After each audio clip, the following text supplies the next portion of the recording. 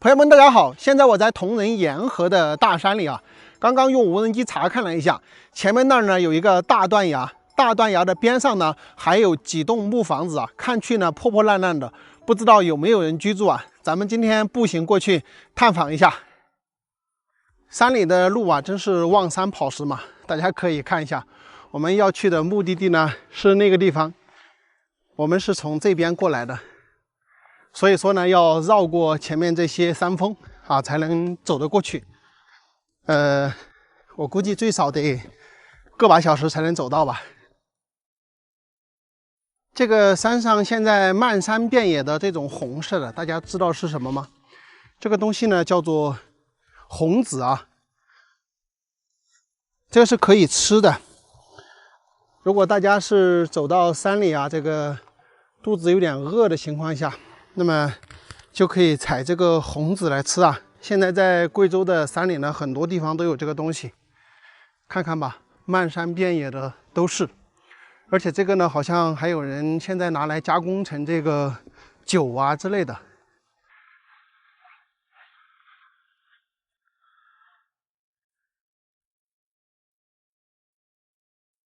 哎，走到这个垭口，我们已经可以看到这几户人家了。大家看一看他们住的这个地方怎么样？ 视野非常的好，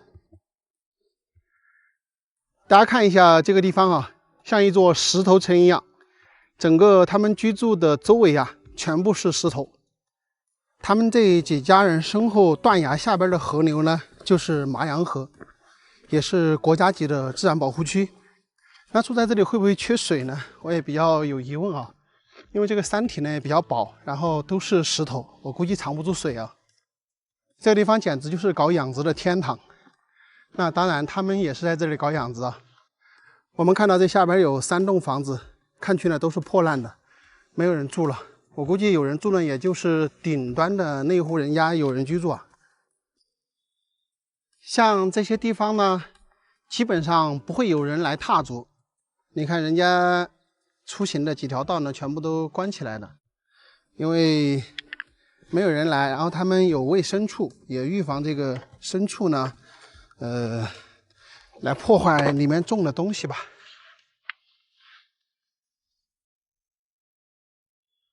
我感觉这里以前应该最少住有7、8户人吧，然后现在呢就少了，这房子都是破的，然后像这一间的话也是破旧不堪了，住不了人了。 哎，那家炊烟袅袅，有人在家。那么还有上边这儿也有人在家。我们看到有一个老人家在那个房间的门口去看一下。非常高噻！哎呦，鹅叫，狗叫。 哎，大家可以看一下，这里呢也是以前的一个宰基地，现在吃饭没得呢？啊，我说你吃饭了没得啊？吃了，你吃嘛？吃了。我说话你听得懂噻？我听得懂的，就那个了，听得懂。你一个人在家头啊？你姓哪啊？姓周。你们这里姓哪个啊？我们这姓刘。 姓刘，全部都姓刘吗？还是姓蓝？有姓蓝的。嗯。我看那边有好多牛啊、羊子的那些是你们养的吗？我们养30家人养了。30家人合起养的。你要出了啥的啊？刚啥的啊？啥了？他一个那个啊。哦，跟小儿的杀起来，他们要来背的是吧？背回去过年啊。哦。 看一下这个阿姨家杀的猪，我天，这么多！我是那个30克了，3个儿一个女了。啊，3个儿子，一个姑娘，他们都要来拿点哈。啊。我过来耍也没带那么东西，我送点东西给你。要想干啥？我就来吃。 我带东西不方便，所以我就带着一瓶酒。你为嘛拿火锅就来花？咦，你快跑就这个酒啊，你拿到吧，我顺便带起来的，我这来说一下。这个是天麻，你见到过天麻没得？这个是我们遵义的酒，这个是天麻。天麻的话就是那个东西脱荤呐，那些都可以拿来炖来吃。啊，可以拿来炖来吃，好吃。你搞那些东西啊！我给你整个饭。不整了。是这个灰黄黄的个。你哪里都灰毛毛的，我们还不是农村的，你不用再烤点火就走的，没事啊。你坐起烤，坐起耍儿嘛。要吃干货，要搞开水。你要搞点枫糖啊！我说你那个枫糖一看就是好的，看你拔完了。这个蜂蜜它是好蜂蜜，像猪油那个。你少整点，我吃不到好多，这个太闷了。少整点。我说话你应该都听得懂哈。你想的说又不要想懂，我这个懂得。要不要好像又懂不到哈。我们是重庆噻，我到了叫几个大学，有几个孙儿在读大学啊？到了去到同济大学。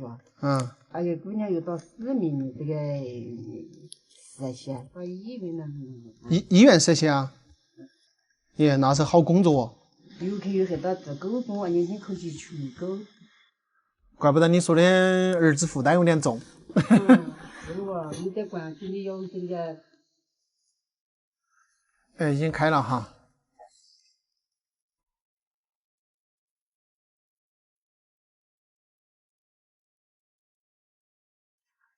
哎呦，谢谢！哎呀，今天到阿姨这里来还，今天在阿姨这里吃到这个原生的蜂蜜啊，就是有点太多了，我天。蜂糖你有些治病，你像追蜂糖。山里面的蜂糖是治病噻，它药材花多了嘛，药材多。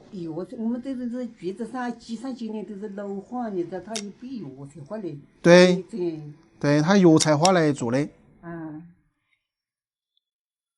我给你整点饭啊。不整，坐起耍儿，我一会儿就走，我要走沿河。太多了有点。哎呀，我们也来这都来，去年都不卖了，这些蜂糖才家不给噻。去年子给你卖2升金蜂糖，他卖到城里面去哈。他那些味道我没有。你一年可以产到200斤差不多哈。蜂糖啊。今年才关于300斤。今年可以300斤。去年带有800斤。前年才带几十斤。你们把听得丢包啊，他话他要给来奖励我了啊，我不奖励我也听不到，他要奖我吧。天才地宝哈。还是就喂蜂子的话，还是要靠运气哈。运气好了，它就越来越好。从你们这儿走后山那个走麻阳河了，要走好久啊？如果以前走路应该走得下噻。路耶，现在要快点俺山，人家从坡要斜几十站才上来的。斜几十站，2个小时走得上来不？要慢点跑2个小时都要走得上来。我就看你别的不得屌啊，这济州是省的个狗哈，麻阳河。要种水啊，带牛啊，就是。那我单杯呢？不整了，我要走了。吃点饭去吧。不吃。我拿给你那个叫天麻，你拿来炖那个排骨啊，去炖来吃。我跟你讲啷个吃法哈，你第2天要炖的时候哈，头一天晚上烧开水来把它泡起来，泡到了第2天把它切了之后，再和排骨一起炖就行了。那是细心的。不谢谢。听那个牛阿姨说啊，以前他们这个地方有20几户人家，全部都搬走了，现在只有2栋房子有人。这个地方的生态环境非常的好，他们这几栋房屋的后山呢就是大断崖，然后下边呢就是麻阳河。朋友们如果喜欢这种徒步旅行的呀，可以到这里来到麻阳河去玩一玩啊，非常的不错。大家好，昨天我从遵义700公里的赶程啊，昨天晚上是住在无锡县城的，今天一早呢就赶过来这个山里啊，马上就下去李大娘他们家。我本来说呀买点东西找人背下去一下，结果这里都没有人，他们也没有背篓，没有办法，我只能弄这个棍子挑着。这一挑真的50-60斤，朋友们，我这个下去再上来我也是够的了。而且这个路特别滑，它都有好多树叶，一不小心就要滑。我都不知道我能不能挑到。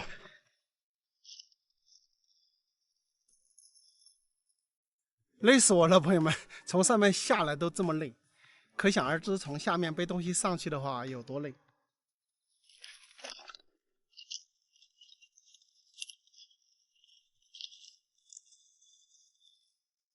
我都佩服我自己啊，竟然把这5、60斤的东西挑都给它挑下来了。这个地方下去最难走，太陡了。哎呀，下来这里就到了。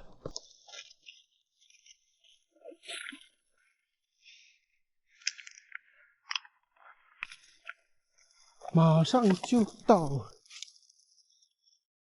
吃饭了没得哟？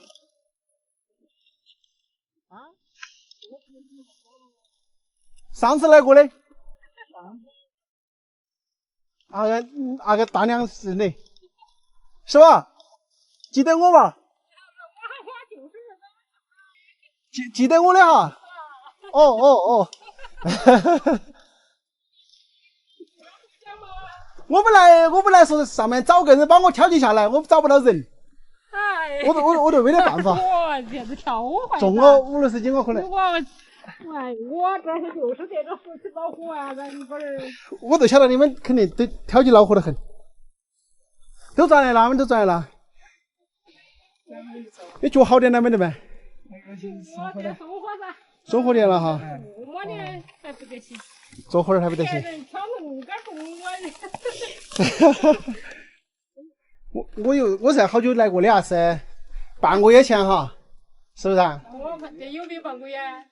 你们回来好久的呀？你们是13号回来的。个把月了哈要。13号。哦，他们13号回来的。你在这儿来还提前。提前，我来就是你干的嘛。关阳的房子好多钱啊？房子买8年多少钱的房？等于以前就买了的哈。我以前是14年买的噻。14年就买了的哈。你这个贵姓呢？我又搞忘了，他们我晓得姓李哦。我上的门，我姓马噻。姓马哈。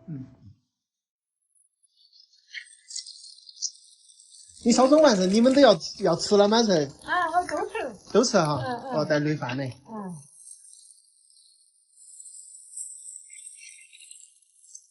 自己的鸡下来蛋呐。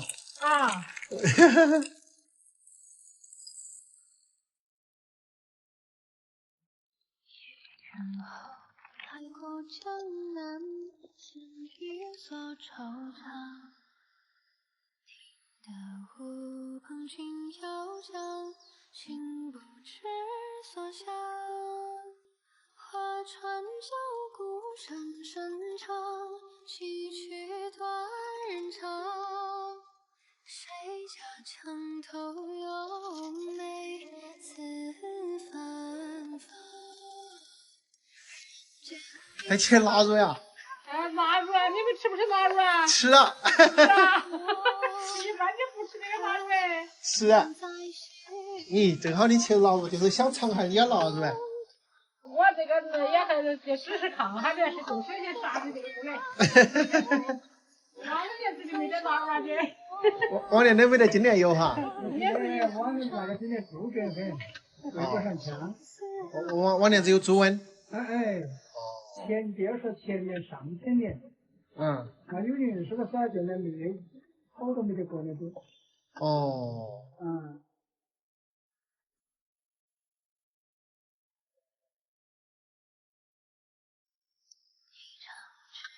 三回头望，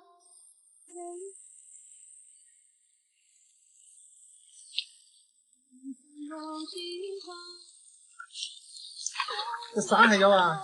有啊。我们那个压着炒肉吃啊。你们吃不吃羊呀？吃啊。是啊。我就是点羊。这洋芋口派好吃啊。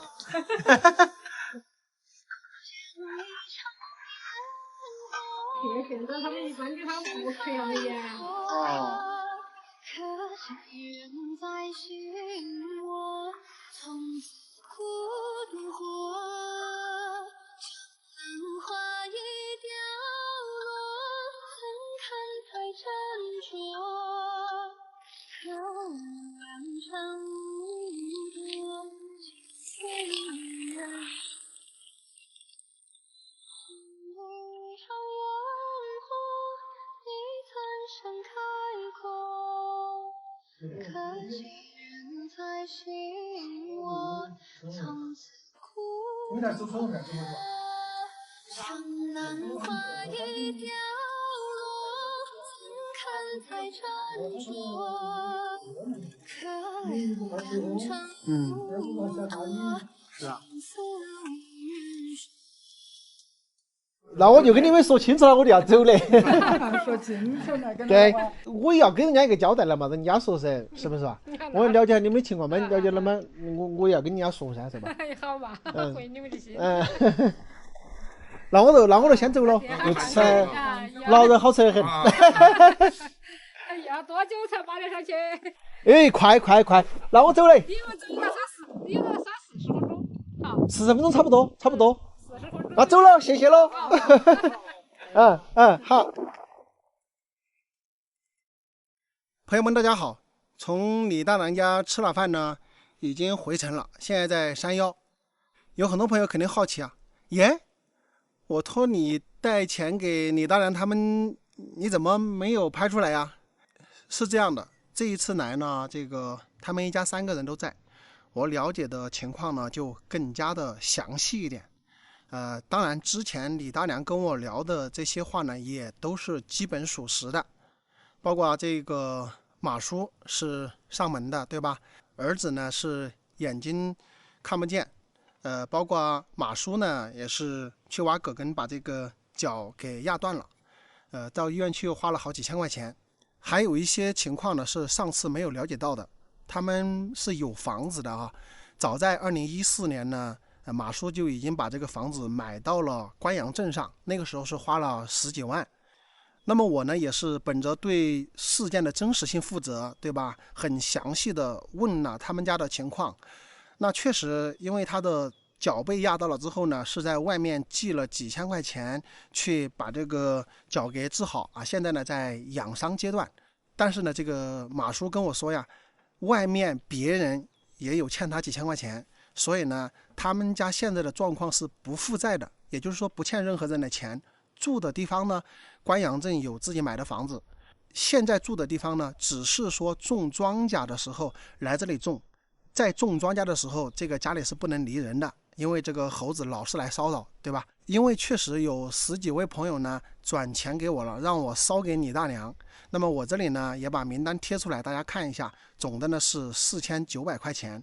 我本来想啊，虽然他们不负债，但一家3个人呢，目前来说，确实就李大娘得力一点，对吧？我想着还是把网友的心意转给他们，但是马叔呢是婉言拒绝的，那么我就没有过于的强求。那么大家转给我的钱呢，我会原封不动的原路转给大家哈。买的这些东西呢，就是我自己掏钱买来下去看望李大娘的。整个事情呢，到这里就告一段落，好吧，朋友们。在重庆城口一座大山的山腰上啊，我们发现还有一户人家居住在这里。我们可以看到这户人家后山呢是一条很长的山脉，然后住的这个位置呢是一个支脉下来，正好在山腰的位置呢有一片特别平坦空旷的土地，房子呢就建在这里。整个房屋的周边的土地呢还有耕种啊，所以呢肯定还有人留守在这个上边居住。今天呢咱们就上去探访一下。朋友们大家好，现在呢我在重庆乌溪到城口的这个路中段，走到这儿呢风景很漂亮啊，给大家看一看。咱们今天呢继续进山里面去搞探访啊。我感觉他们这边搞得挺人性化的哈，这里还搞了一个公共厕所，我把车停在这里呢，给大家看一下这里的风景。前面这儿呢有一个点，说是2扇门，它这个2扇门呢说的就是这个上边这个刀片山，非常的漂亮，大家看一下，很美啊，真的很漂亮。如果从空中的镜头来看的话，它真的就是薄如刀片的这种感觉。那么这边呢是一条河流，如果说大家自驾游呢，我还是建议大家走这条线的哈，这条线挺漂亮。这条公路呢，它就是顺着这条河走的，所以整个景是非常好看的。我觉得在冬季的时候啊，我们可以多往这些峡谷的地带走一走。哎，首先呢，第一个是不太冷，第二个呢，这个低矮一点的地方呢，它这个绿植会更丰富一些。夏天的时候呢，咱们就可以往高山去玩哈，高山上呢就凉快，对不对？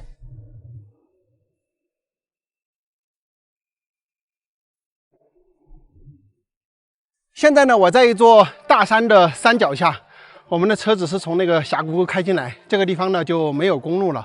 然后这里呢要笔直着爬山，在我前方的这个山的山腰上呢，还有一户人家在那里居住。大家看这个路啊，本来就没什么人走，然后冬天呢，这个树叶枯黄，掉下来呢，整个小道上呢铺的全部是树叶。这样大家应该能看得出来啊，这个坡其实是非常的陡，他们这个小道呢都是来回的折弯，就像那种72拐的公路那种形状。因为你直走呢就是太陡，很难爬，特别是要背东西的时候呢就更加的麻烦。所以这个直线距离，比如说从下边公路的地方直线距离到他们家呢，可能就是1-2公里，但是通过这些弯道呢，得拉伸了之后，差不多就有3-4公里的路，所以呢，步行上来又是上坡，可能得走个把小时吧，差不多40-50分钟，个把小时。大家以前老是吐槽我到山里也不带点东西，你们说这个路咋带？我自己要背个包，又要这个拍摄，所以真的是没法带。这个在冬天呀，山上的这些树叶都差不多掉光了，树木呢也看去光秃秃的，感觉有一些沧桑感哈。如果说是夏天和冬天做比较的话，大家更喜欢哪一种天气呢？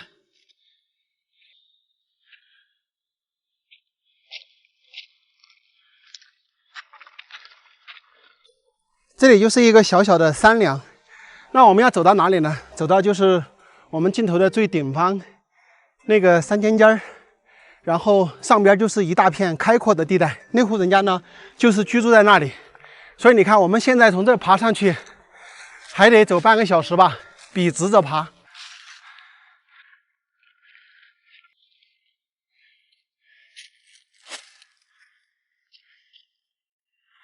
要歇一下，今天主要是天气又热。谁曾想到冬天也能让人大汗淋漓，是吧？他们这户人家搬到这里来的时候呢，很有可能啊，就是因为这里有大面积的这个土地可以耕种，在这个半山的位置呢，相对来说没有上边和下边这么陡峭。但我发现这个土地啊，很有可能不是特别的出料啊。这地里面有很多的这个石头、石渣子，包括这个土层呢，应该也不是特别厚。种植的这片土地的周围呢，他们都有用这个栅栏拦了一下，这很有可能呢是在搞养殖，又或者说在山里嘛，有可能有各种野兽什么的，预防野兽来侵袭庄稼。大家看他们种地呢，也是纯手工挖的。你看这边就挖过了，那边没挖。站在这里呢，视野非常开阔啊。看一下，整个对面是群山环绕，但是也感觉到挺孤独的。对面这么大的山，竟然看不到有人居住的地方，是吧？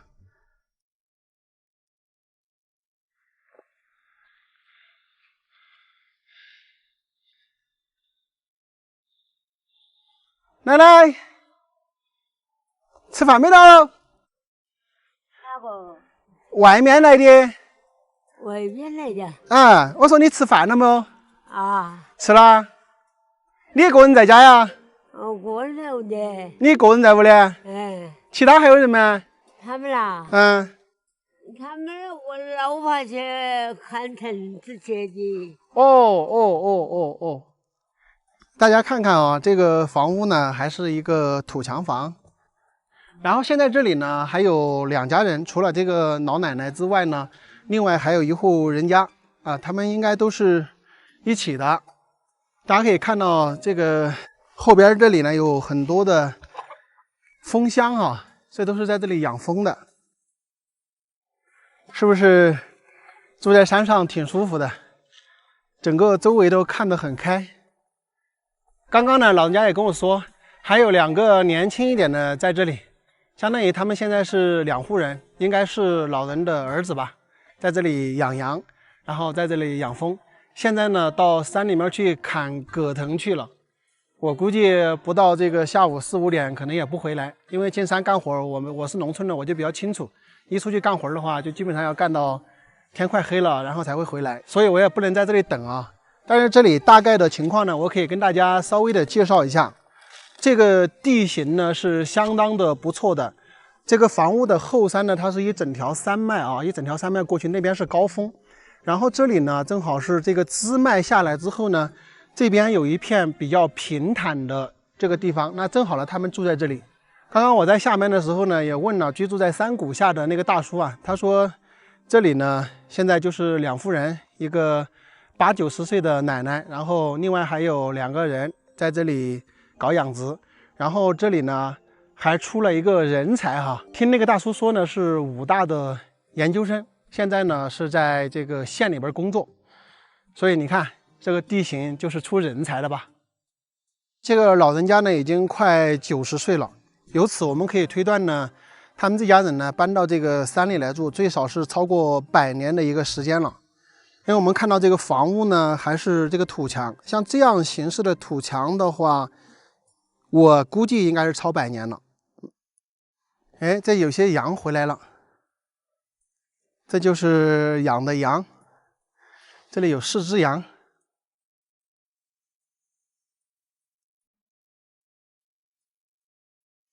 我走了。走的。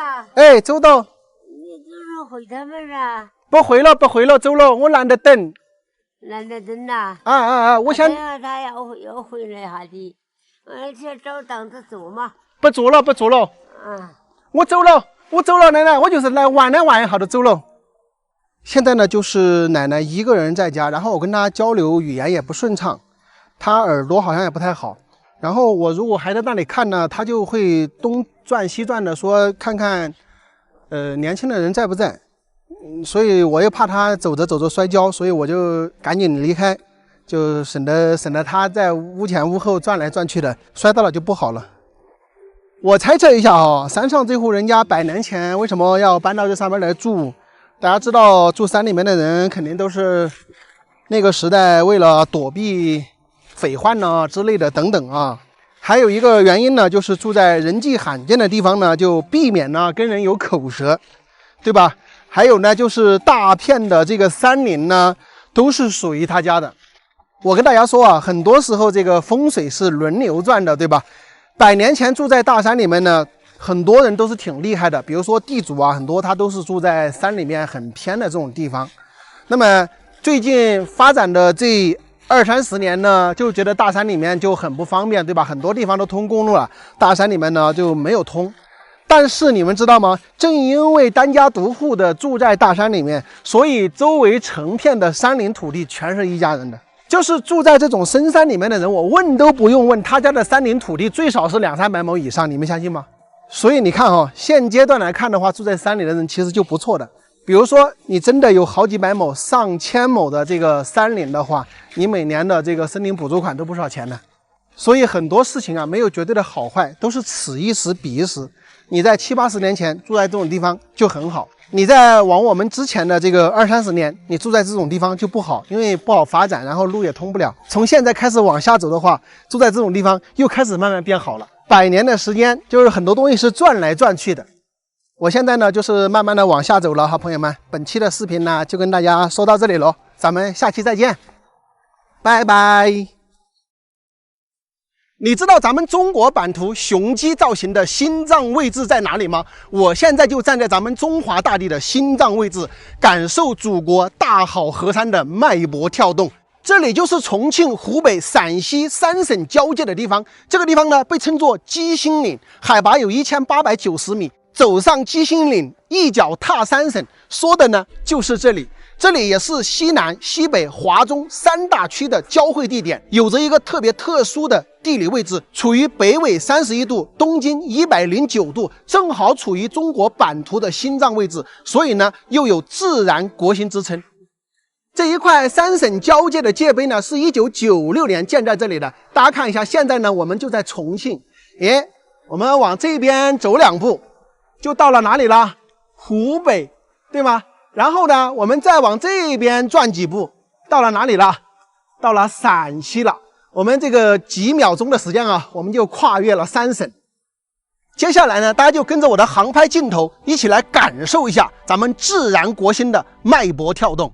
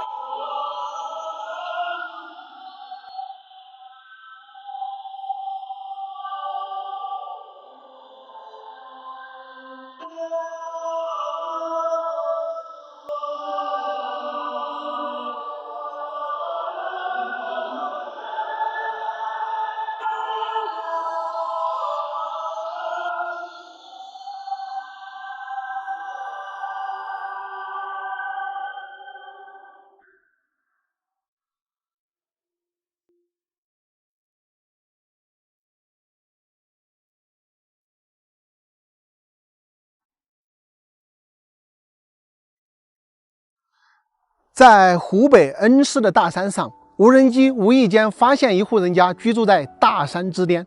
这个地理位置啊，真的是绝美啊！门前呢有一片开阔平坦的土地，就像这一片地方就是专门为这一户人家定制的一样，非常的美。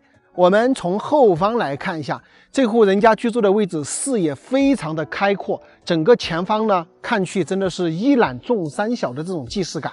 我们再从正前方来看啊，这户人家居住的位置就像一个坐在山巅的一把椅子，有那种点兵点将台的这种感觉啊，气势磅礴。朋友们大家好，现在我已经来到了这座山上啊，我跟你们说，想要来到这里啊，非常的不容易。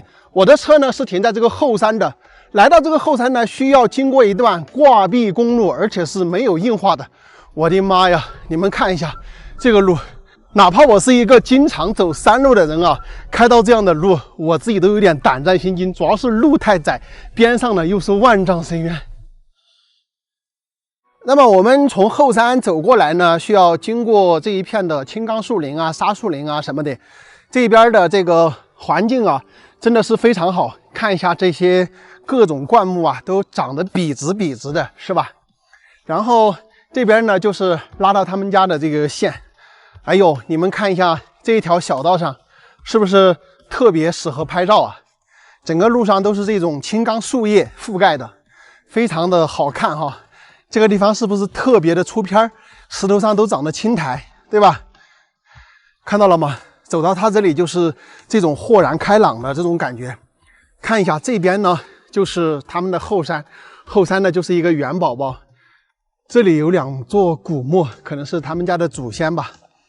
然后我们来看一下这个地形啊，视野非常的开阔，看一下对面都是云雾缭绕啊。这个环境真的是太好了，这个位置，它就像一个山顶上的一把椅子，对吧？然后这户人家呢，他就居住在这里，地理环境很好。这边呢种有，怎么说也有个20-30亩的这个土地，全部都有耕种起来。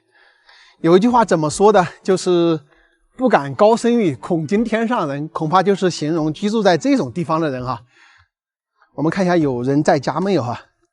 这些地呢也都全部都这个耕过了，然后这个边上还长一些菜。这个呢是一个土墙的房屋，这边好像还养有蜜蜂，对吧？然后这个玉米呢全部是挂在门前的。他们这边建的这个房屋呢，上半部分是这个木料的，然后下半部分的这个板壁好像是用水泥来敷的，是吧？有人在家，我们听到音乐的声音了。哇，这个边上挂了好多的玉米，老好看了。还有这个木材也堆了这么多，哎呀，挺好看的。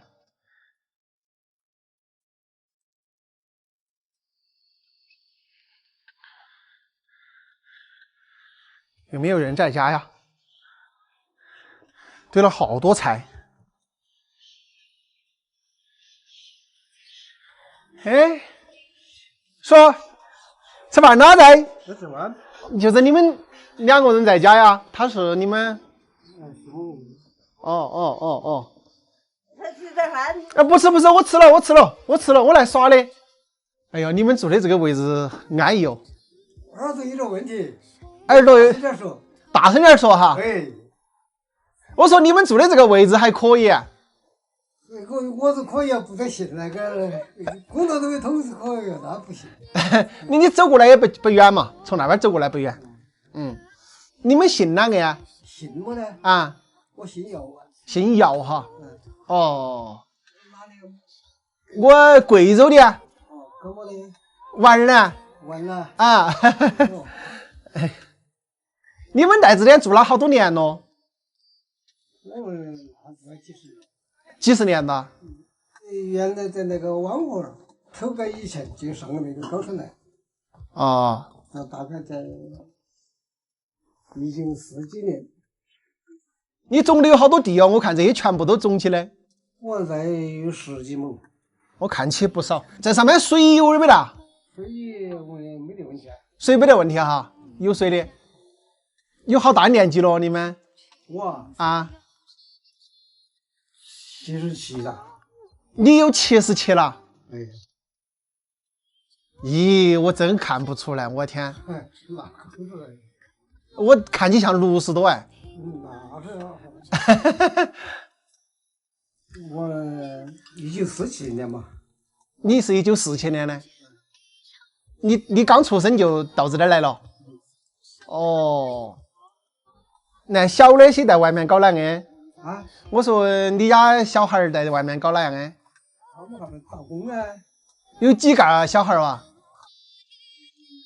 ？2个。2个哈，都在外面。种地的话是有牛来耕吗？还是自己挖哟？自己挖。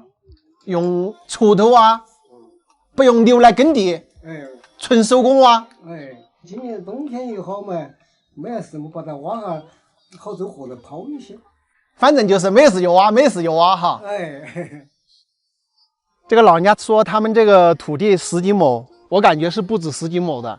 这个整个片区看起来是不止10几亩的，而且在这个地方啊，做土地啊非常的方便，就在这个家门口，他所有的土地都全部在这个家门口，根本不需要像在别的地方那样可能跑很远去种地干嘛的，所以种地也是非常方便。我估计当初这个土改的时候啊，他们搬到这里来呢，可能也是这个原因，在山上呢也没有人跟你去争抢土地啊干嘛的，然后再加上把房屋建在这里呢，这个做土地呢也是非常的方便。2个老人家呢他们在吃饭，我就不在那里跟他们聊了，耽误他们吃饭啊，我出来带你们逛一逛。有很多朋友就是担心这个住这么高，在这个山上会不会缺水啊？我刚才也问了老人家哈，他们这儿是不缺水的哟，水是永远都够的。你们看到没有？这里一整片的这个土地全是2个老人家一锄一锄的挖的，他没有用牛耕，也没有用旋耕机，这些土地全部是手工用锄头一锄一锄挖的，厉害吧？反正他们住在山里嘛，也没什么事，就是砍柴，然后就是种地。累了呢，就回家休息一下；没事呢，就来挖地。反正每天的工作呢，就是农耕劳作。住在这个大山上啊，欣赏着这么绝妙的美景，对不对？然后呢，这个也没有其他的任何的一些心理压力啊、负担啊什么的。所以你看那个老人家哈，77岁了，让人感觉真的只有60多岁的这种感觉啊。整个人看去呢，就特别的显年轻啊。可能跟这个住在大山上，空气也好，然后视野也非常开阔。这些所有环境带来的呢，可能就是这个身心的舒畅吧，啊，也让人呢看去呢更加的年轻一些。喂猪没到？我那喂的哟，喂的哟哈。要杀了不？快了，快了哈，马上要杀过年猪了。你砍了好多柴哟，你这柴吧都可以够烧1年咯。那可能年吧是有的，可能冬天的要烤火啊。我说外面的人有人走你这里来耍没得？很少哈。偏远地方哪个在我们那些地方没有？在像我们那些工头不通，就是那边的工头他那个一点小工头，一般没那个这个进来。现在我也没那个能力修那个工头，他们不在那时候他也没打算在搞个住，所以就没修那个工头。就小的也没打算来这住哈。哎，没打算来住。我那会儿假如说死了吧，就个地方就给我甩了。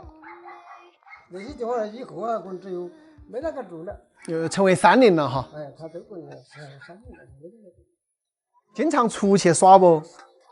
哎，我跟姑娘他们后来在恩施嘛，就1年在恩施去玩几回啊。1年去恩施玩几回？哎，那你孙子啊，现在应该都好大了。啊，在武汉读大学，都20岁了。哎，20岁了。那马上都要工作了哈。现在你们2个老人家反正啥都不管，就在这里管自己的生活就行了。我好像个人30可以不要他们管自治性的。哎，个人管个人哈。个人管个人。你看，你们这就看得开呀，也一下子看到对面。啊，这个是天麻，送一包给你们。天麻。你们这边应该没得。这是就是我们贵州产的天麻。哦，你贵州搞成天麻。这天麻你到时候吃的时候拿来，头天晚上用开水把它泡起，第2天早上拿来起来炖肉来吃。你们要杀猪了嘛？杀猪了就可以炖排骨。你不贵，送给你。你送给你。我就来看一眼，我就走的。来看一看，我们喝口水，又没有抽根烟。哎，让我走嘞，老人家，你收到，你手上，然后走了。好。哎，大家觉得这个地方怎么样啊？我觉得真的是非常的不错。我跟你说，年纪大了之后，寻得这么一片地方，水源也有，然后视野也非常开阔，就在这里生活，挺好的。如果说在远古时代呢，这个地方确实是那种上佳的位置啊。为什么这么讲呢？因为那时候大家都没有通公路，在这里呢就可以很方便的耕种土地，你的劳作效率呢也要比在另外的地方高得多。你一空下来就可以去劳作，就减少了这种往返30分钟、50分钟的这种路程。你看在这里呢，它烧柴也非常的方便，就在山后2边都有大量的这个木材。所以说你在几十年前呀，这个大家都没有通公路的这种场景下呢，在这个地方生活居住呢是非常方便的。当然了，时过境迁，现在呢在这种大山上呢就不太方便了，因为别的地方呢都通公路了，但是像这种地方呢，它只有1户人家呢，这个公路它确实是没有办法通过来的。那么这个生活呀各方面呢就没有那些交通方便的地方来的实惠。但是呢它也有它的好处嘛，居住在这个地方呢，空气清新，鸟语花香，视野开阔。如果说让大家选择在这样的地方来无忧无虑的居住和生活，有多少人愿意啊？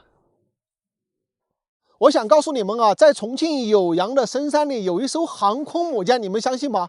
看一看我下边的那个村庄啊，三边都是悬崖峭壁，后边呢是高耸入云的大山，前方呢就是乌江啊。整个村庄的这个造型啊，就像一艘航空母舰蓄势待发的感觉啊，非常震撼。我现在呢是站在这个村庄后边的悬崖峭壁上，给大家看这个航空母舰般的村庄。他们村庄呢下边呢是公路是硬化过了，但是啊，进入他们村庄的这个盘山道啊，还有一段呢它是没有硬化的，所以说咱们是没有办法开车下去的。走路下去再上来呢，最少要3-4个小时啊！我现在呢腿脚不好啊，只能是给大家这个空中视角看一看这个壮观的场面啊。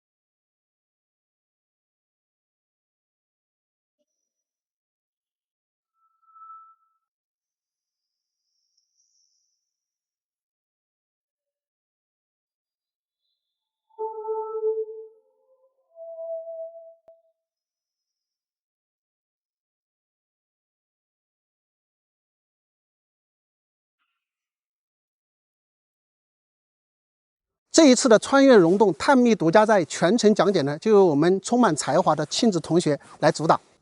在湖北利川市的大山深处，有这么一户人家，隐喻一世，独占山头。这里地势险峻，三面临崖，一面靠山，宛如乱世中的天然要塞，可谓一夫当关，万夫莫开。这里也被称作独家寨，顾名思义，就是只有一户人家的村寨。寨子的下方有一个深不见底的水潭。毫不夸张地说，这片隐士之地无疑符合了许多人心中对于世外桃源的幻想。想要一睹独家寨的风采，并非易事，需徒步穿越清江古河床以及神秘的地下溶洞，才能抵达这一难得一见的隐士桃源。这样的神奇地形啊，真的是难得一见。今天就让我们带着各种好奇，穿越溶洞，揭开独家寨神秘的面纱。亲爱的朋友们，大家好！现在我身处湖北风景如画的恩施市，即将启程前往神秘独家寨，全程呢约80公里。大家知道我开的车呢是一辆长安 CS75 Plus， 这2天呢也特别荣幸的接收到了长安汽车公司的邀请，13号到重庆参加长安汽车1年1度的粉丝盛典活动。他们的意思呢是让我从现在开始就记录整个行程，13号到重庆做一次旅途的分享，我觉得特别有意思啊，并且本次行程的食宿以及交通费用呢都由长安汽车公司慷慨承担，非常感谢。对了，这一次出门呢，我的后备箱还带了不少酒，重庆的朋友啊约起来，13号到重庆咱畅饮几杯。没有什么能够阻挡你对自由的向往，天马行空的生养，你的心了无牵挂，穿过幽暗的岁月，也曾感到彷徨。当你低头的瞬间，才发觉脚下的路。我们现在呢已经抵达了独家寨的边缘，一场探秘之旅即将展开。此次从恩施出发，一起同行的呢还有2位特别可爱的小妹妹。来，2位小妹妹跟大家打个招呼。嗨，大家好，我是庆子，我是妙妙，我们都是大3的学生。庆子和妙妙呢都是广播电视编导专业大3的学生，我相信对于自媒体啊，他们有着更为专业的见解和技能。这一次的穿越溶洞探秘独家寨全程讲解呢，就由我们充满才华的庆子同学来主导，让我们一起跟随他的脚步，开始一场难忘的旅程吧。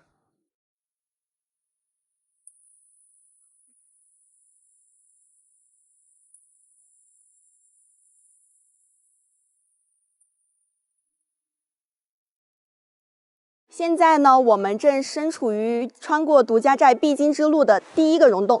那么可以看到，这处溶洞是自然形成的喀斯特地貌，在溶洞外面呢有悬崖绝壁，而镜头转到里面，可以看到溶洞里面又是别有一番天地。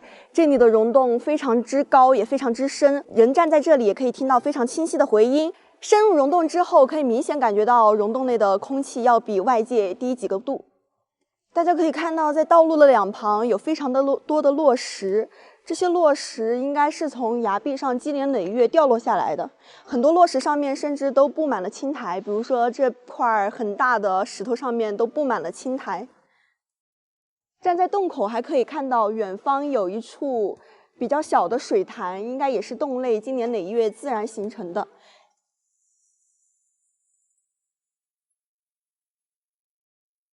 清江从腾龙洞中一跃而下。如果说大自然是一位雕像家，那么清江就是他手中坚韧的利斧。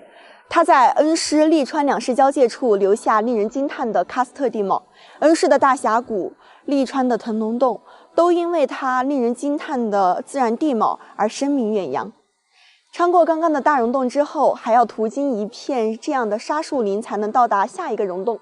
除了刚刚的大溶洞，在这片区域还有很多小溶洞，这些小溶洞在峭壁上，包括这些地底下，到处都是，非常之多。穿过刚刚的沙树林，现在我们来到了第二个溶洞的入口附近。抬头呢，可以看到这里就像一道陷落的天坑。站在这里呢，大家就可以看到有很多河水冲刷而过的痕迹。比如说，大家跟我一起抬头，看到上方有很明显的暗纹。我们可以想象到呢，远古的时代，河水的乱流在底下冲刷而过，形成了这样一种暗纹。这种清晰的痕迹可以让我们直观地感受到、体会到、想象到远古的那条大河从这里奔流而过的那种震撼感。在穿过了2个溶洞以及一片沙树林之后，我们终于到达了此行的目的地独家寨。眼前一片豁然开朗，一座木质小屋耸立于山峦绝壁之间，仿佛误入了人间仙境，世外桃源。其实走到这里呢，大家就可以看到独家寨的入口了。在我的右手边是一个深不见底的水潭，那么在独家寨的4周都是悬崖峭壁。独家寨呢就被包裹在这4周的悬崖峭壁之中。现在我们已经来到了独家寨的入口处，这里是独家寨的必经之路，也是唯一的一条通道。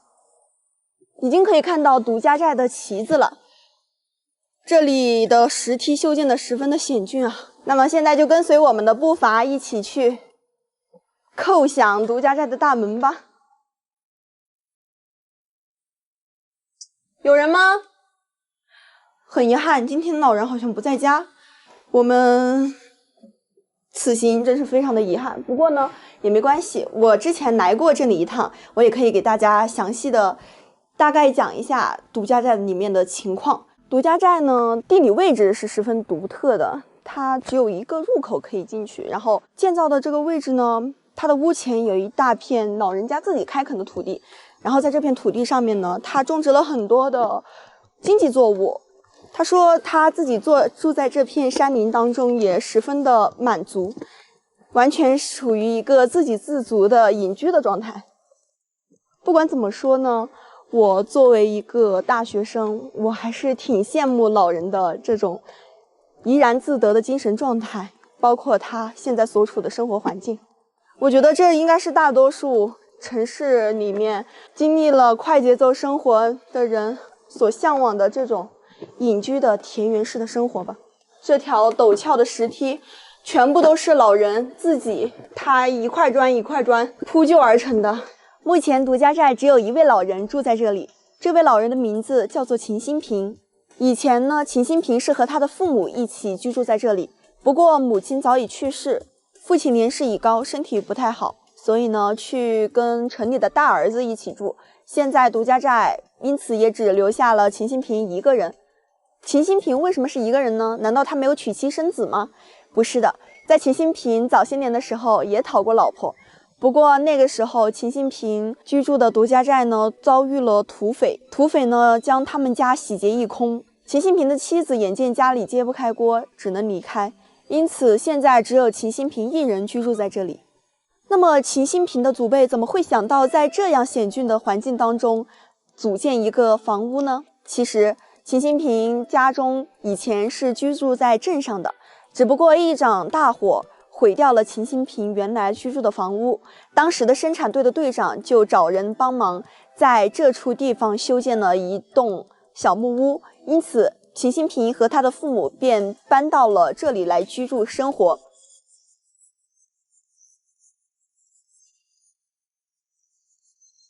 一亩方田，几间草屋，堂前栽树，屋后栽花。原本荒凉的地方，在秦新平的努力下，成了世人所向往的世外桃源。在老人的眼中，那些远道而来的客人谈不上打扰，他们更像是远道而来的能够陪他疏解寂寞的朋友。老人有着自己独特的生活方式，也有着自己的精神世界。我相信他在这里过得很愉快，也会欢迎我们这些慕名而来的游客一起走进他世外桃源般的独家寨，以及他丰富的内心世界。兄弟们，现在我在湖北恩施的大山深处啊，开车路过这里啊，发现对面有一个崖壁上还有一户人家居住啊，那个地方真的非常漂亮啊，因为下边呢就是一条非常漂亮的江水，然后它那个地方呢，相当于就是三面临崖，然后后面呢是高耸入云的大山。有人说呀，这个阿泰走乡村啊，现在成为航拍走乡村了，不是啊，你们理解一下，我现在这个腿脚啊，膝盖不太好，得少爬山路，以后等我养一段时间之后呢，再带你们去走那种不好走的。就像这个地方我真的也特别想去，但是你看看它那个地形我怎么去嘛，都找不到地方去。你们看一下哈，现在那户人家居住的位置就像住在云端一样，非常的美。不管大家想不想看，我还是要给你们看一下。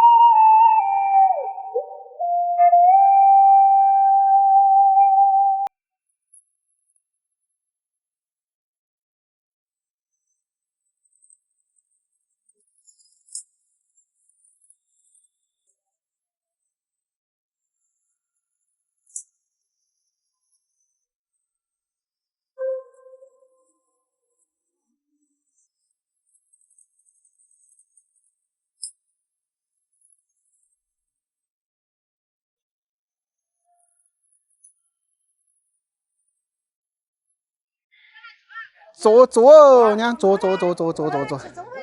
啊，吃中饭走。在重庆酉阳的大山深处，我们发现有一户人家居住在群山之中。这个地方真的是山川秀丽，景色宜人，空气清新啊，鸟语花香。这户人家的整个四周呢都是群山环绕啊，后边呢是没有路可以出去的，所以我的猜测呢，峡谷沟这里呢也是这户人家出山的唯一道路。我跟广大的网友呢也是同样的好奇啊，到底是什么样的人会居住在这大山之中呢？今天咱们就进去一探究竟。朋友们大家好，现在我在重庆酉阳木叶乡的大山里啊。刚刚我们用无人机看了一下，在这个大山上边啊，还有一户人家居住啊。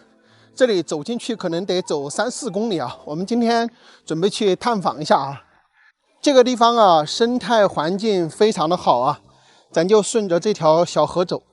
这条小道呢，也是住在这里边这户人家出山的唯一的路吧。因为两边的山脉也比较高，然后后山也比较高，所以说出行的话都不太方便。我不知道大家有没有注意看我走进来的这个路线啊？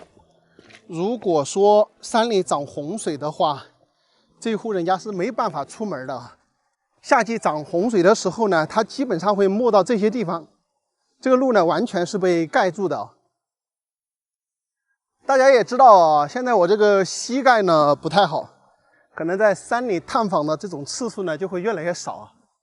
大家可以看一下啊，我们云贵川渝呢，冬天也差不多就是这样。冬天这个山上呢，也有很多的这个绿植啊，大概只有1/3的树呢会叶子变黄，会掉叶子，有一半的树呢，基本上都是属于那种万年青，就是随时随地它这个树叶呢都是绿色的。给大家感受一下山里的恐怖。你像这些地方涨洪水的时候，这里水是很大的，看这个石头上的青苔就能看得出来。那么所以说大家在山里的时候啊，还是要特别小心。你看这个深沟里，这些石头都冲刷的光秃秃的，就证明在这个夏季洪水季节，这个水量，这个峡谷里面水量是非常大的。所以说行走在这个深山峡谷里边啊，大家随时都要注意水流的变化啊。这里边的环境啊，真的非常的舒服，特别的幽静。我们从空中是不是感觉不到？当你走在这下边的时候，发现这也是挺深的一个大峡谷啊。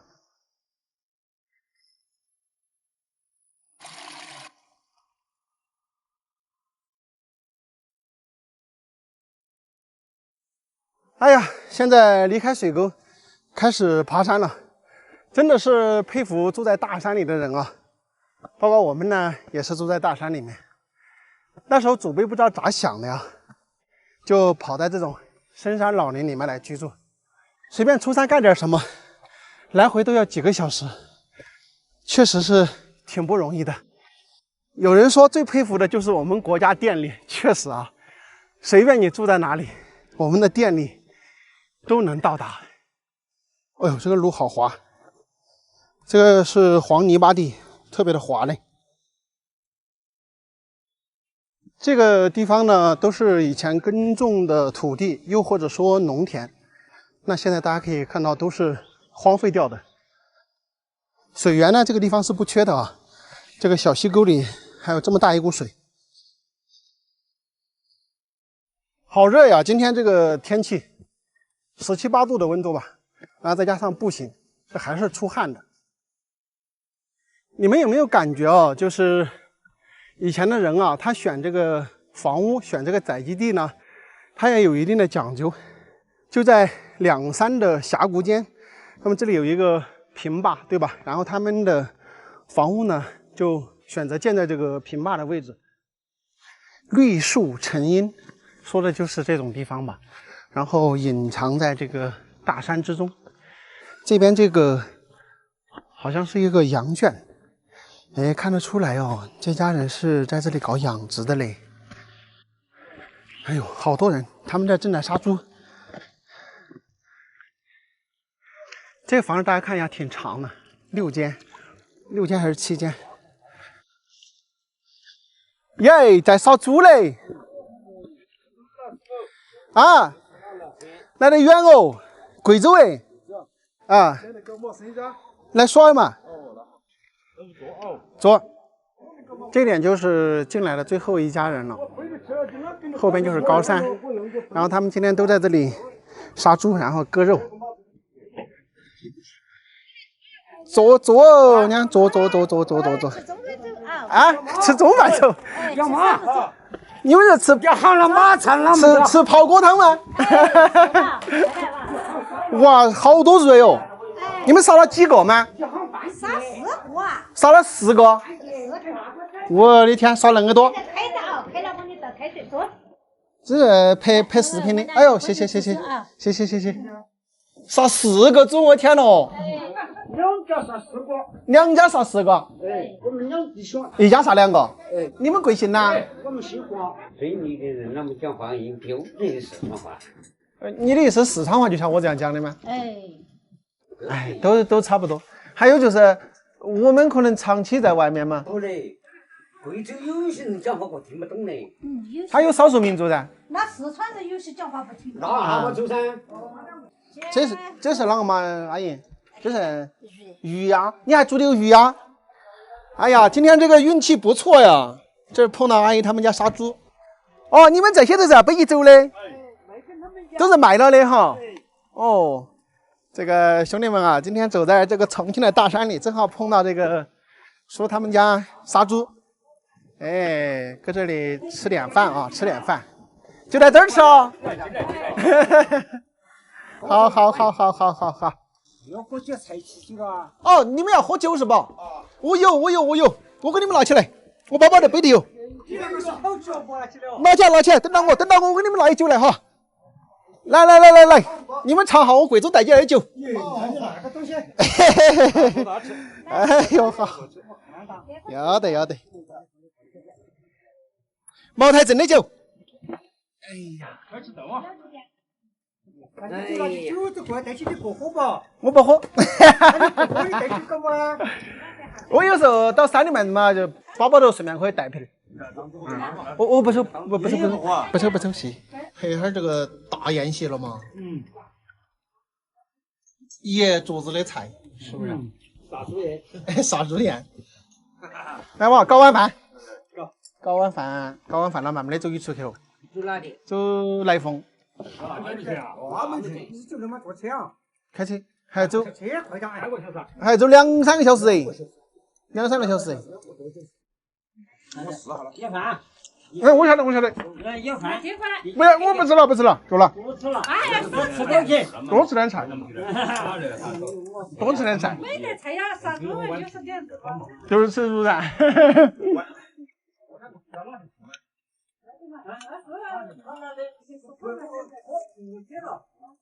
啊？今天不吃了，就得歇。咦，不能在这里歇，要出去。要出去。就得歇去了。我今天要走这个来凤走完。你们现在就是你们2个人在家哈？他们也是2个人。小儿子在外头了嘛？都在外头哈。在重庆。在重庆干哪个工作啊？我妈个他设的公司在安那个闪光灯，像那些酒店啊、酒吧安那种闪光灯。咦，是好生意啊！好生意。都是在混日子。咦，他自己都有公司啊，哪个叫混日子啊？今年五日才结媳妇。今年才结的媳妇儿？那又把贴身了。那不是抱孙儿啊？那身都有半岁了，腊月间都半岁了。那你们喂猪噻，都是为了卖卖，喂的多不？不多，1年喂2个。1年喂2个，都是差不多卖1个。差不多卖吃不完卖1个啊，猪可以卖出来。羊子也是喂个几十个。羊子就喂几十个。你们应该年纪也不大呀，50多。60多了。这点以前哈吧，家数有点多是吧？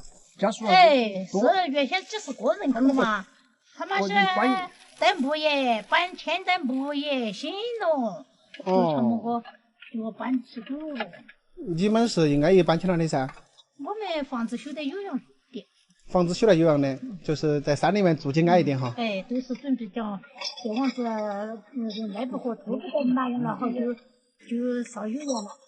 在山里面都住不动了，就走有样哈。不要人招呼噻，个人还劳动的嘛，个人劳动点噻哦。像你这个样子的，你还可以补贴他点了，你一年还要赚点钱呢。还种的有庄稼一些啊？种的有嘞。这看的田都是我们种的。是啊，还有水稻哈。你们镇里面应该整个寨子都姓黄哈。就是我们2家。是我们2家。其他的不是？下头是姓唐啊，姓宋、姓冉。那你们这黄家老祖先在这儿住了好多年了？住了几十年。应该是你的公辈搬来的。那时候啷个搬来山里面了？他们不抢饭啊？多抢劫。就到处都土匪多哈。那时候有土匪啊。干脆就搬到这些不需要躲起来，这些山林头，这是大山来源的。躲在大山里面，他们图也找不到哈。你们家有几个小娃？2个。2个。一儿一女。你这个。女也嫁到我们酉阳城。那你这个安逸，没得啷个负担的。儿子也结婚了，现在啥都不用管了。那是不管了。这个黄叔叔他们家呢是2兄弟啊，住在这个房子里边。然后今天他们一家人杀了2头猪，然后首先是自己过年也要吃，然后呢卖一点给当地的村民。来这里的呢有是帮忙杀猪的，然后有来买肉的啊，不少人。现在呢他们已经饭都吃完，然后呢就准备背着买的猪肉，从这里下山，大概下山的路。背着东西的话，可能要个把小时左右。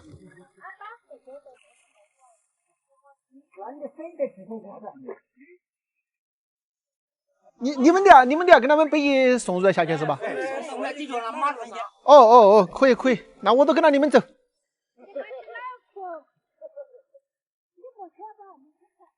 我都下去了。感谢了，在你们这里还吃了顿杀猪饭。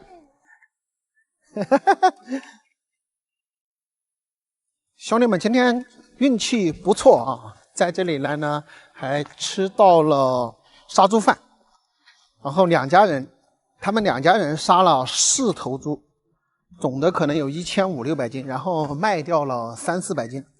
现在这个叔叔阿姨他们都要送肉到下边跟人家买肉的送一下，那我也不耽误他们的时间了，就回去。还要去高粱？我吃过还有一次。哦。就是你一个人背下去啊，叔叔不下去啊？叔叔不去，张家他将来去了。那你不用去了吧？我给你背下去不就行了？那不，我给你背下去，然后把被都放到下面，你哪哈有空下去拿被都？那不麻烦的，我张家吃不回去，我外头就肥牛了。哦，外头还有肥料背进来？哦。那你背肥料不是费劲的很啦？要背好。背50斤啊，80斤啊。这点应该一涨水就出去不到哈，只能等到水不涨了才出去，不是夏天的时候的话，经常都出不去啊。3-5回吧。1年有3-5回时间出不去哈。那走边上也出不去吗？都不行啊，只能唯一走这条路是吧？哦。你是昨天就来的？昨晚上就来洗了去。因为天亮我们就上街上吃火锅，看这晚都是我说的。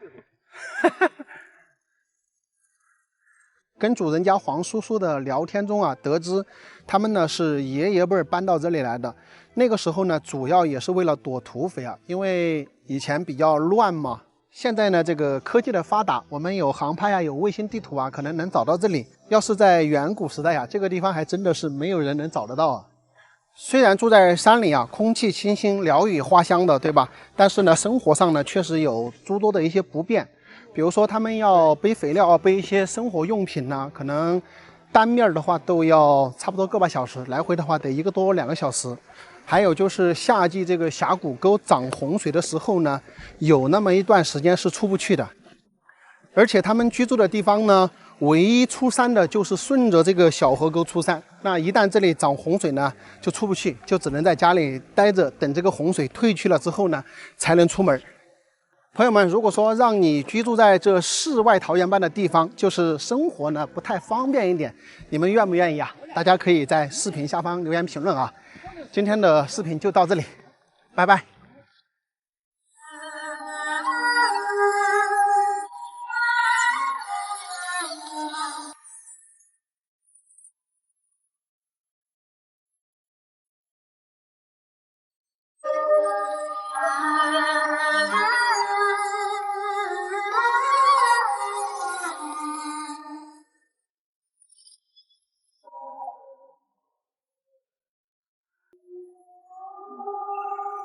静的沙管风吹呀吹，吹不干千年的洱海。我遇见你的那一年，世上才有风花雪月。是你向上观花开呀开，开不完相思的缠绵。我相信最美的情缘，不在天上，在人间。等到那一天，风停了，花谢了。等到那一天，雪化了，月落了，我就化作一只蝴蝶，静静落在你指尖。等到那一天，风停了，花谢了。等到那一天，雪化了，月落了，我就化作一只蝴蝶，静静落在你指尖。朋友们，大家好！现在我在重庆酉阳的大山里啊，看一下我身后，全部是崇山峻岭。到这里来干什么呢？看一下咱们的乌江三峡。这个地方，这个石柱笋呢，他们当地人称为这个仙女峰啊，非常漂亮。那个仙女峰的下方呢，就有一个与世隔绝的村庄。这个村庄大家可以看一下，后面是400-500米的高山，前方呢是乌江隔断，然后几边呢都是悬崖峭壁。他们要出门呢，只能到江边去坐船去沿河。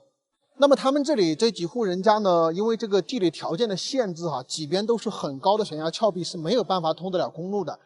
即使是他们现在赶集啊，都是从下边坐船到这个沿河上去赶集。去酉阳的话太远了，后面这座山要爬到山顶的话，最少都要2个小时。所以住在这个地方真的是堪称与世隔绝啊。很多朋友啊喜欢过那种隐居生活，这个地方啊就非常适合，别人想找你啊，他都不一定找得到。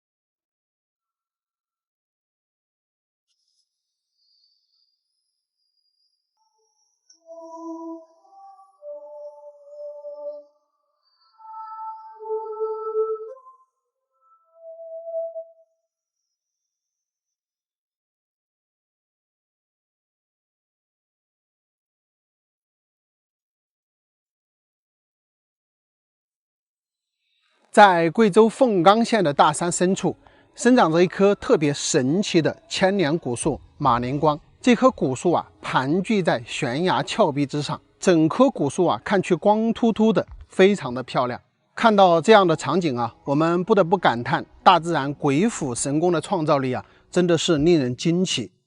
环顾了一下这棵古树的四周啊，并没有发现相同的树木。那么这棵古树的种子是从何而来？在光秃秃的悬崖峭壁上，它又是如何吸收水分去生长的呢？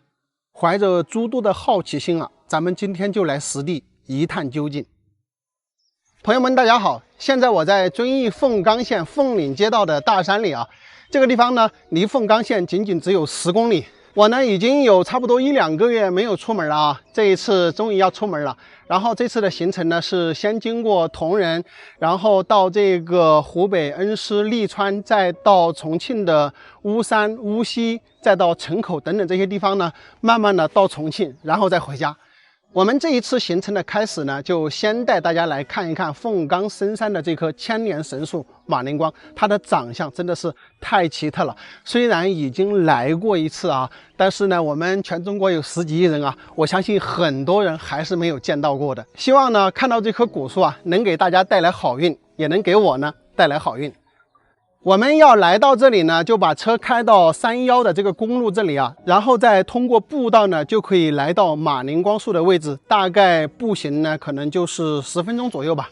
现在的山里呢，好多的树叶也掉了。那我们现在来到这里呢，看的就比较清楚一些。前面那儿呢，就是马宁光古树啊。我们上一次来的时候呢，只有这里哈，这边呢还没有修，可能是现在来参观的人多了。然后这里呢又修了一个步道上去呢，可以在那儿呢更清楚的看到咱们的古树马宁光啊。哎，这个观景台的位置啊修得非常的不错，站到这儿呢就能够很清晰的看到我们马宁光树的一个构造。大家是不是都非常的好奇这个古树它是如何能够生长到这么巨大，这么多奇形怪状的这个根系呢？它可能跟它绝景逢生呢也有非常大的一个关系。在这棵古树的跟前呢，还修有一座寺庙。从这个寺庙门口矗立的这些石柱子来看呢，这个寺庙也是非常古老的了。这里呢就是马宁光树的一个根系，大家可以看一下，主根呢从那儿，然后它穿过这个石头下方呢到这里来的。那么这儿这个长的这个小疙瘩呀，我们看去有点像这个小猴子的头部，所以我们跟它称一个名字叫猴头。这个根系呢，它真的是见缝插针啊！看到有缝隙呢，它这个根系就歪过来了。我们真的走到这个跟前的时候啊，真是令人非常的惊叹。马宁光树的根部啊，看起来金黄金黄的，非常的漂亮啊，光秃秃的这种感觉。如果我们是第一眼看到这样的场景的话，我们是不是有那种好像人工雕琢的这种感觉？但其实不是啊。这完全是大自然原生的。如果说你是一个善于观察者，你在这棵古树的根系上会看到很多神奇的东西。我们从这个角度看去，就树根前边这一个包的位置，有没有感觉像一个猴子的头部？这个地方也是比较神奇，也是有一点像一个人的脸部的一个形状。那这个地方呢，他们当地人把这个称作为菩萨眼，有一种这个聚光的这种感觉，对吧？就是整个四面八方呢是收缩到中间这个位置的。然后我们看到这个上边还搭有红布，当地的百姓呢也把这棵千年马宁光呢奉为神树啊，所以说呢，逢年过节的时候呢都会来这里祭祀。这个根系它是完全贴着这个岩石来生长的，看起来就是浑然天成，融为一体的这种感觉。我们从上面看到这几个枝桠呢，可能感觉不到这棵树有多大，但是它这个下边主根的这个直径啊，起码也有1.5米多的直径。这个地方有一个空洞的口子，其实这棵马宁光树呢，它整个中间是空的。然后你们有没有想象过，会不会有个什么小动物啊，它在这个古树里面修道呢？这棵马宁光古树啊，它不仅仅是千年古树，而且呢，它也是中药材。据说在好多年以前啊，他们当地的百姓啊得了一种疮，就是很难治的那种疮，然后他们就来这棵古树这里啊捡的这种皮，因为冬天的时候呢，它这个皮是要掉一些的，他们就捡这个皮回去煮水呢，就把那个疮治好了。所以说呢，这个马宁光树上冬天掉下来的这种皮呢，它也是一种中药材。在这棵马宁光树的这个后方呢，还有一个深不见底的溶洞。据说呀，在天干久了，或者说下雨久了，这个地方呢都会冒出白雾出来。那么大家肯定很好奇啊，整个周围呢没有相同的这个树种，那么这棵千年马宁光树的种子是从何而来？很多朋友应该是会想到，可能是飞禽走兽什么的把这个种子呢带到这个悬崖峭壁之上的。那么它又是如何生长的呢？整个悬崖峭壁上并没有多少的土壤，这就跟这个下边的这个洞穴有关了。为什么呢？因为这个洞穴呀，常年是在往外面吹风呢，而且它的湿气呢比较重，所以这个洞穴吹出来的风呢，正好透过这个岩壁呢，能够辐射到种子，所以呢，它就慢慢的发芽，慢慢的成长到今天这棵参天大树。说到这里啊，大家是不是觉得更神奇了？大自然有时候就是这样，我可以这么跟大家说吧，如果没有这个洞穴，咱们就看不到今天这棵神奇的马铃光树，也就看不到我们洞前的这个寺庙了。哎，你们现在知道这洞穴、马铃光树和寺庙哪个先哪个后了吧？好了，朋友们，本期的视频呢就跟大家说到这里。如果你有机会来到我们遵义凤冈啊，一定要到这里来看一看这棵千年马铃光。我敢保证啊，你来到实地看到这棵古树的形态啊，会比视频中看着更加的震撼。今天的视频就到这里，拜拜。